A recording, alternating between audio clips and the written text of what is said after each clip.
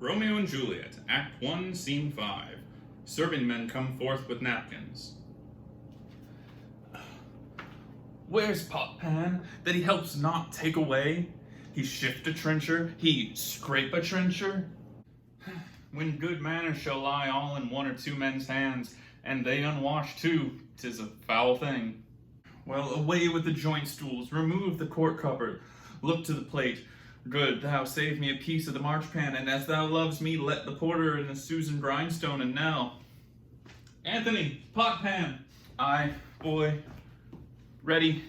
You're looked for and called for and asked for and sought for in the great chamber. Come on. We cannot be here and there too. Cheerly, boy. Be brisk a while, and the longer liver take all. Welcome, gentlemen, ladies that have their toes unplagued with corns, will walk about with you. Ha ha, my mistresses, which of you all will now deny to dance? She that makes dainty, she, I'll swear, hath corns. Am I come near ye now? Welcome, gentlemen. I have seen the day that I have worn a visor and can tell a whispering tale in a fair lady's ear that should please. 'Tis gone, 'tis gone, 'tis gone. You're welcome, gentlemen. Come, musicians, play. A hall, give room, and foot it, girls. More light, you knaves, and turn up the tables, and quench the fire. The room has grown too hot. Ah, sirrah, this unlooked-for sport comes well. Nay, sit, good cousin Capulet, for you and I are past our dancing days. How long is it now since last yourself and I were in a mask? Oh, my lady, 30 years. What, man? 'Tis not so much, 'tis not so much. It's the nuptial Lucentio. Come Pentecost as quickly as it will, some 25 years, and then we masked. 'Tis more, 'tis more. His son is elder, sir. His son is 30. Oh, wilt thou tell me that? His son was but a ward 2 years ago. Oh.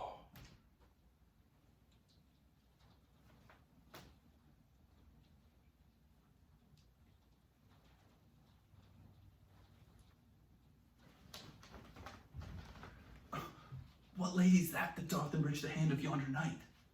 Huh? I know not, sir. Oh, she doth teach the torches to burn bright. It seems she hangs upon the cheek of night as a rich jewel in an Ethiop's ear. Beauty too rich for use, for earth too dear. She shows a snowy dove trooping with crows as yonder lady o'er her fellows shows. The measure done, I'll watch her place of stand, and touching hers make blessed my rude hand. Did my heart love till now, forswear its sight, for I ne'er saw true beauty till this night. This, by his voice, should be a Montague. Fetch me my rapier, boy. What, dares the slave come hither, covered with an antic face, to fleer and scorn at our solemnity? Now, by the stock and honor of my kin, to strike him dead, I hold it not a sin. Why, how now, kinsman, wherefore storm you so? Uncle, this is a Montague, our foe, a villain, that is hither come in spite to scorn at our solemnity this night. Young Romeo, is it? 'Tis he, that villain Romeo. Oh, content thee, gentle coz, let him alone.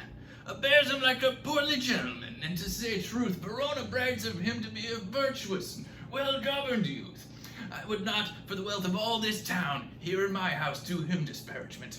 Therefore, be patient, take no note of him.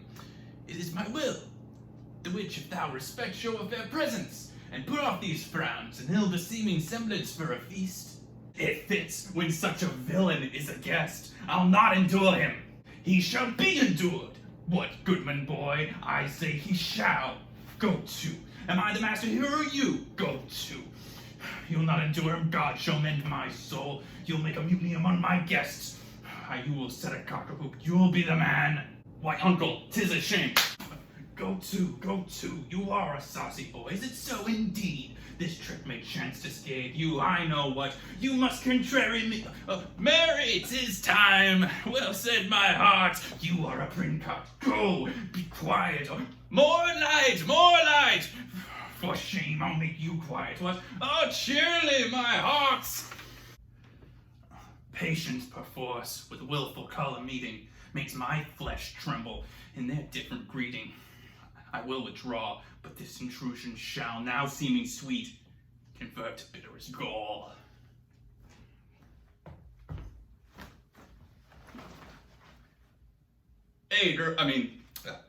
If I profane with my unworthiest hand this holy shrine, the gentle sin is this: my lips, two blushing pilgrims, ready stand to smooth that rough touch with a tender kiss. Good pilgrim, you do wrong your hand too much, which manly devotion shows in this.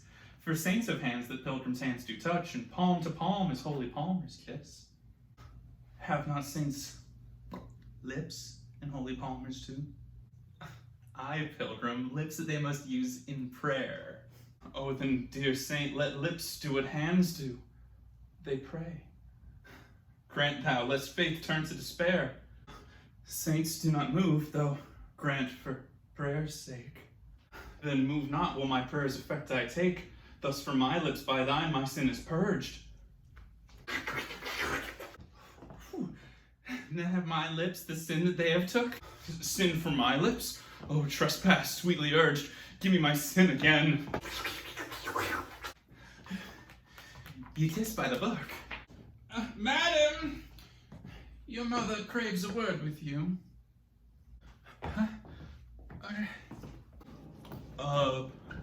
What is her mother? Mary Bachelor. Her mother is the lady of the house, and a good lady, and a wise and virtuous. I nursed her daughter that you talked withal. I tell you, he that can lay hold of her shall have the chinks. Oh. She a Capulet? Oh, dear account, my life is my foe's debt. Away, be gone, the sport is at its best. Aye, so I fear.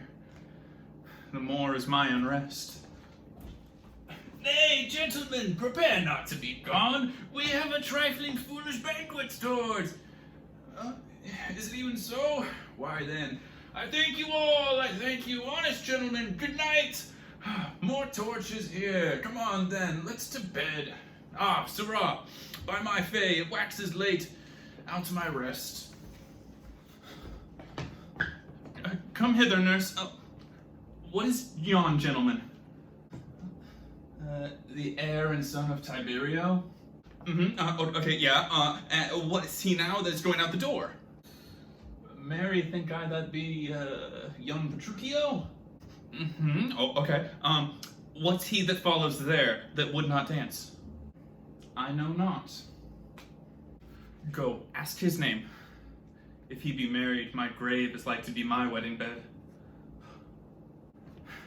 His name is Romeo, and a Montague, the only son of your great enemy. My only love, sprung from my only hate, too early seen unknown, and known too late. Oh, prodigious birth of love it is to me, that I must love a loathed enemy. Huh? What 'tis? A rhyme I learned even now, of one I've danced withal.